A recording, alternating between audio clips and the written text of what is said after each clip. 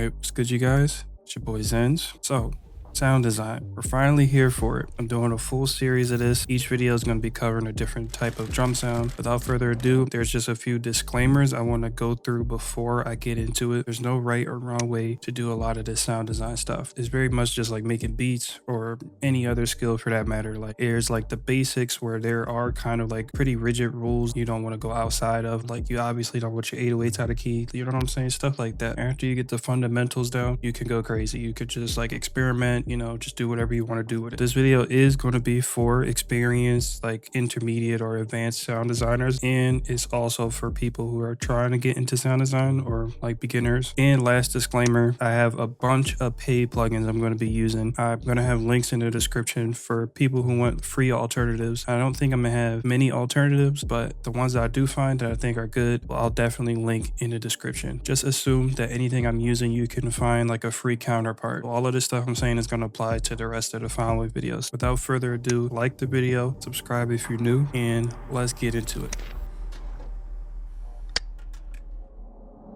So getting started out, what I used to do when I started sound designing, the thing that really got me real good at it quicker and understanding it better, I guess, was using reference points. So that's the first thing I recommend you doing. Referencing is a great way to learn a lot quicker. So I used to just recreate like really popular snares. Let's use this one.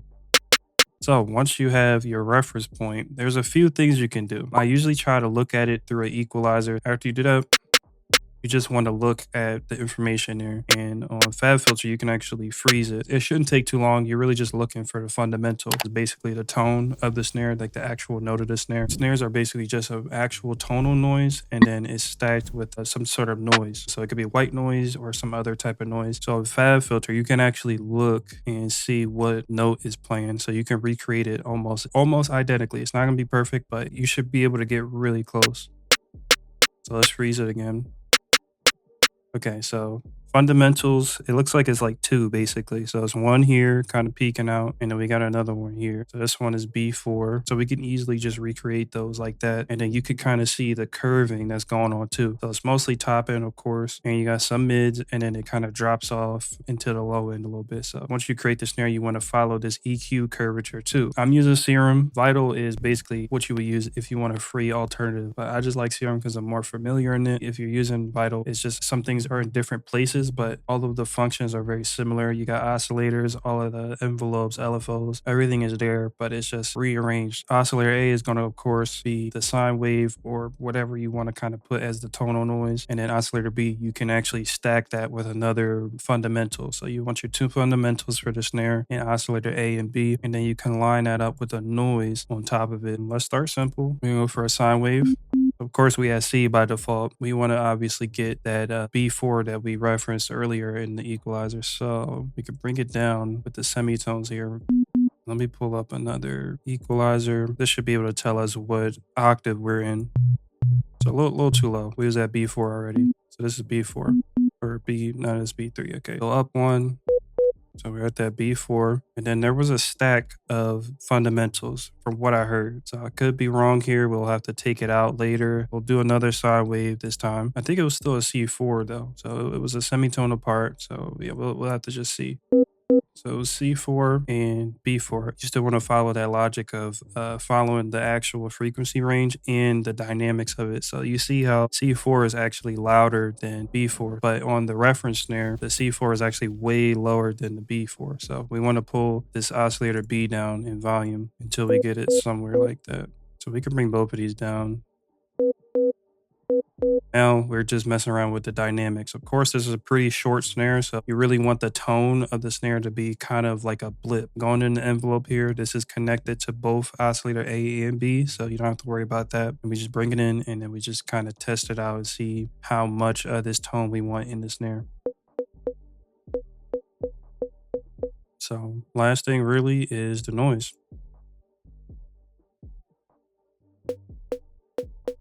Bring the levels up. And let's actually change it to white then. Once again, up to preference. You want to make sure you balance the level between the noise and the oscillators. So moving on, we got the filter, of course. Filter is going to be very simple. These little options here are just telling you what's going to be routed into the filter. So right now, only oscillator A is in there, but you can put B in there and you can put the noise in there. So usually what I do is I run everything through the filter and then I push it up. We got to change it to the high filters actually. There we go. And then we just want to bring the resonance up, see if we can find a different one. Yeah, this one will work. We'll bring it up to like about here, I guess. It's cool. Bring the drive up. This is just going to really boost the volume. And then, of course, any other settings that you did. Yeah, it's sounding pretty good. Now, last thing I do in Serum is I just put distortion on it. All of this is really optional to you. You definitely want to put distortion on there, but the type of distortion, up to you. And all of these other effects in here, you can run another EQ on it. So distortion, usually tube is the one that works for me, but soft clip, hard clip, even these diode ones. And this ASIM one is really, really good for a lot of different drum sounds. Yeah, like soft clip, you can drive way more soft clip into it as opposed to tube. If you end up doing tube, just try to keep it as subtle as you can, really, because you're adding like tons of distortion and other third-party plugins later. And then just for example purposes, we'll do the EQ in here. If you do it in distortion, the EQ, you would have to just make sure if you want the EQ to be after the distortion or before the distortion. Either way, the EQ you want to do here is take some of the highs out basically, because we're going to add them back. The first iteration of white noise that we put on here is mostly just to add a little bit of dirt, a little bit of grit to it, and of course to add that little bit of body to it too. But later on, you can add more noise to it. We'll take the Q down a little bit here.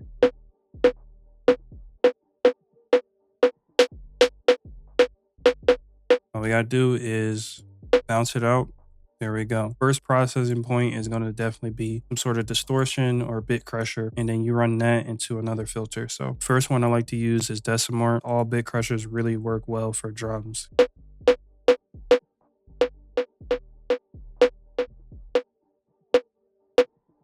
I guess we could even do that. That's actually fire. A lot of times what I'll do is I'll just go back in Edison, hit record, and just record a bunch of snares, different like pitches and stuff like that to see which one we can work off of a little bit easier. So we'll record the original with all of the bit crushing on it. Then we'll start doing our little automation here. We'll change pitches.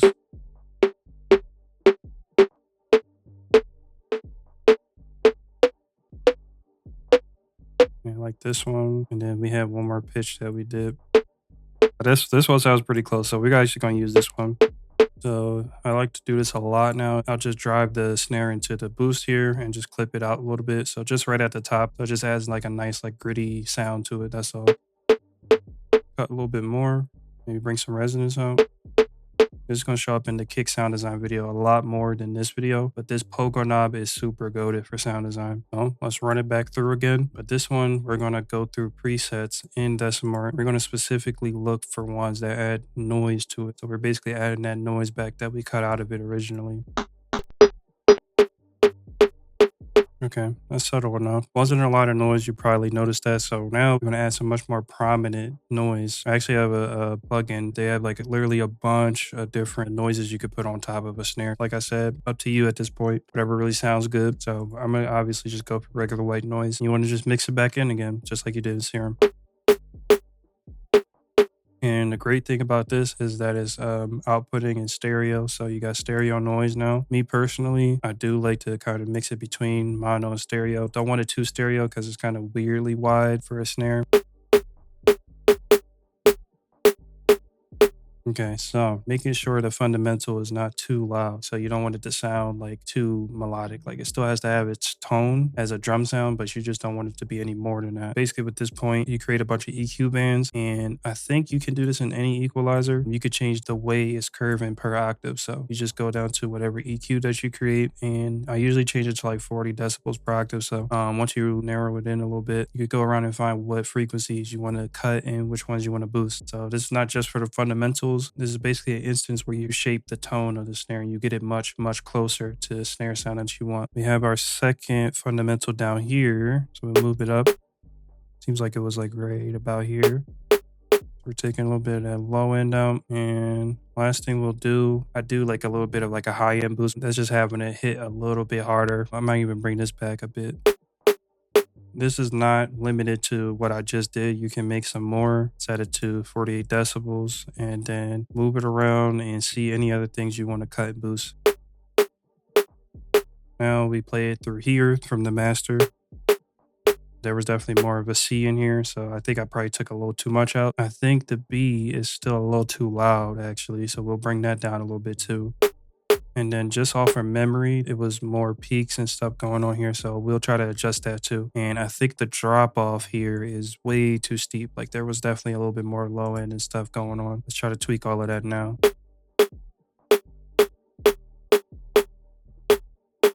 I think we still need some more C in there. So honestly, we might have cut too much out in Serum. We might actually have to boost this and then take this B one down. Bring this down again. I think this one's getting a little too loud too. Yeah, we're just gonna bring this way out because I think we might have cut too much. I don't know about you, but we getting pretty close. We getting pretty close. There's a dip here too that I don't really like, so we're gonna try to bring that back out. Okay, now I'm starting to see that curve. Okay, let's do it more narrow. What we're adding is harmonics. When you boost these, they get these little tones here. You're boosting like little harmonics. So it's just gonna give the snare more character. I'm liking the sound of that so far. Let's go ahead and bounce it before we do anything else, especially with EQs, because you want to make sure you're EQing this snare at the pitch that you've been playing it. All of the EQs you just did is all printed onto the snare now, and it's basically irreversible to an extent.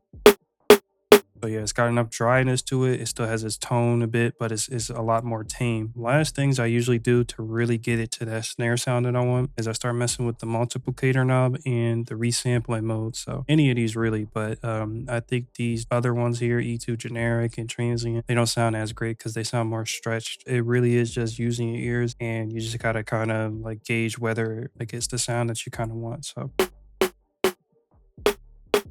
Now, me personally, I think the snare is not snappy enough, so I would probably drag it to the left.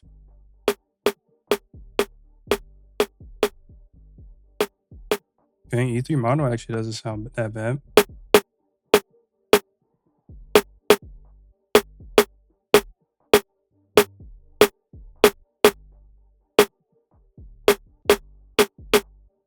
I actually kind of like that. Okay, so once you get some ones that you like, you want to run it through Edison real quick. So just hit record and just go through and just mess around with it. So these were the ones that will probably be the longest versions of the snare. So now we're going to really bring it in on this knob here. So we're going to make it a lot shorter, and these are going to be the shorter versions that I'm going to probably end up working with.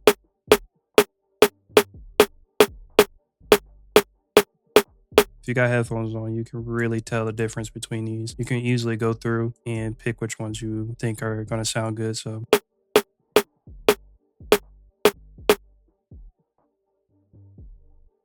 okay, drag that in.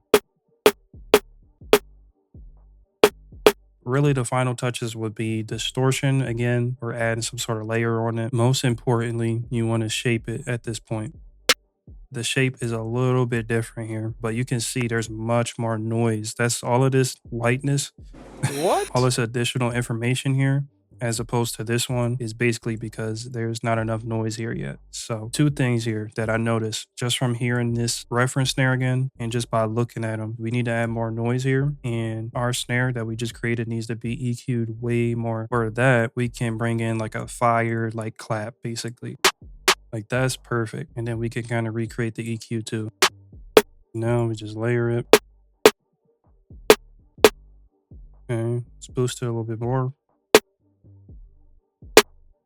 That sounds better. There we go. I'm liking that. You can see there's a lot more information in here now. So when I usually do my final EQ, I do it in Edison. So I just pull up the equalizer, and we're going to just try to mimic it as best as we can. So it sounds a lot more filtered and a lot less body. So I'm thinking something like this. But when you mix it in like this is too much. So if you bring it back, you can kind of get that middle ground between the original snare and what you're trying to get that EQ to do. Drag it back out. We're pretty much at the last stage now, and this is where we basically shape it. If I use punch here, I use it on all the drums right before I kind of finish up. It'll actually show you the waveform.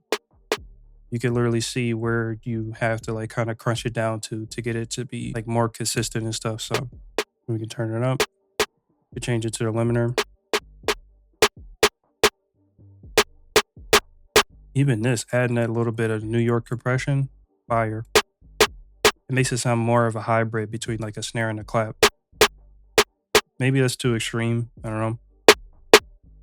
Let's just hit record and we'll just mess around with some threshold settings.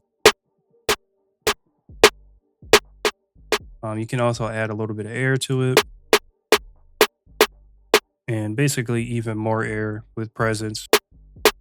Yeah, I mean, you could tell that basically brought it up to what we needed it to be. So that's super, super clean. Also, I do want to show the difference between the soft clipper mode and the limiter mode. This first one is the limiter and this one is the soft clipper mode. And you can see you're just getting way more like volume out of it. So yeah, I'm really proud of how this turned out. Last thing I'll mention before we get into like the little Q&A thing is you might want to put a little bit of this on here. And this is Lossy by Goodhertz. Unfortunately, unless I find it while I'm editing or something, I don't know of any alternative of this plugin. The best way to describe what this does is it just lowers the quality of it. So it sounds like the snare is coming through like an MP3 player or something.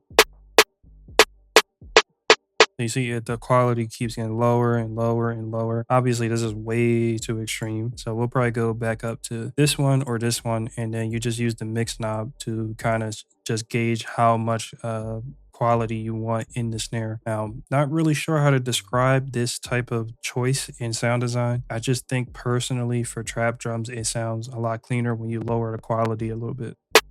Like that's hard. That's hard. I think we're gonna go with that. So it adds something to it. I don't know. It's just a little bit of extra sauce. Free game, free sauce. There you go. Another thing you can do is you can fade it in more if you want more of like an accent snare, like a fill snare or something like that. So you can do something like this, and then it's really short, stabby, and it's literally just like for snare fills and rolls and stuff like that. Now, it's going to sound a little low in volume once you bring it back into FL Studio, once you render it out. So what you can do to get around this, instead of saving this as a 24-bit WAV file, you can save it in a little bit of a lower quality, and you can basically get away with as much volume as you put in Edison. So we're going to boost this a little bit. We're going to boost it about this much. Now, it seems like a lot, but FL Studio and the way like computers process like audio files is going to play at a lower volume anyway. So we're just kind of compensating. Just for example purposes, I can do like a normalized version. You'll just see it just hits a little different, you know, like some people just going through a drum kit, they might pick the louder sound sometimes. So you can kind of see what I mean. If you want to do that with all your sounds, there you go. Probably one question most people might ask is like, why are you recreating generic snares? Like, it's like, what is the point? We got fire, like generic snares that already work. We're just recreating it so we can learn how to create like a trap snare and figure out why like it works. So once you figure out like basically the blueprint for a trap snare, you can go back into Serum, you can save this as a preset, and you can change all of these variables. And this is stuff you technically don't have control over if you're using like a pre-existing snare. Like I guess you could add some of these effects on top of it, but I think there's a certain utility and usefulness to having individual control of each layer. Like you can change the noise that you're using, you can change the type of shape you're going to use for your oscillators, you can add all types of stuff in here before you start processing it with effects and making it like sound like an actual snare. Another question you might be asking is like, this takes way too freaking long. Like how the freak am I going to make a whole drum kit? Usually drum kits have like at least 10 snares in it, right? And if you do all of this, like it's like it just takes too long. Like how can I make it quicker? Well, one, you just practice and you can get a lot quicker at it. What I just did, I do it basically 2 times faster than that when I'm like by myself and I'm just making sounds. There's also another alternative way of making snares. One is sampling it from real life, so you can use a bunch of sounds that you record on your phone as like fundamental sounds, like for the tone of the snare, or you can use it as a noise layer for the snare instead of white noise. Already that like unlocks like so many combinations for snares. Right. Then two, you can digitally create another snare from different parts. So I like to kind of call that splicing. And we kind of did that earlier by mixing like the snare and the clap, but you can completely create like the snare from scratch. And I mean that in the sense that we know what a snare consists of now. So you can just find the sounds that you need and create a snare without Serum. So what we need, white noise or some sort of noise. There we go. We got noise right there. And then for the oscillator A and oscillator B, or just one, you don't really need two, you need a sine wave. So you can literally use any synth. I've made a few snares like this and they sound so much different from a regular trap snare, but there's like still like super usable because we know how to make it still sound like a snare. With that being said, I hope I was able to show you guys some stuff. Maybe your first few sounds won't be that great, but just like with any skill, it's just like your first ones are gonna probably be your worst ones. My freaking camera. Your first sounds are gonna probably be your worst sounds, and that's completely fine. You're gonna just keep learning from it. You'll know what to tweak and stuff like that. Make sure you like the video up. Make sure you subscribe if you're new, and of course, comment down below any questions. I'm pretty sure I probably missed some things, so you're probably gonna have like a billion questions. Like I'll definitely be looking at all your comments, trying to respond to as many as I can. Yeah, I think I covered everything that I wanted to cover. Appreciate you guys, and I'll see y'all in the next video. Peace.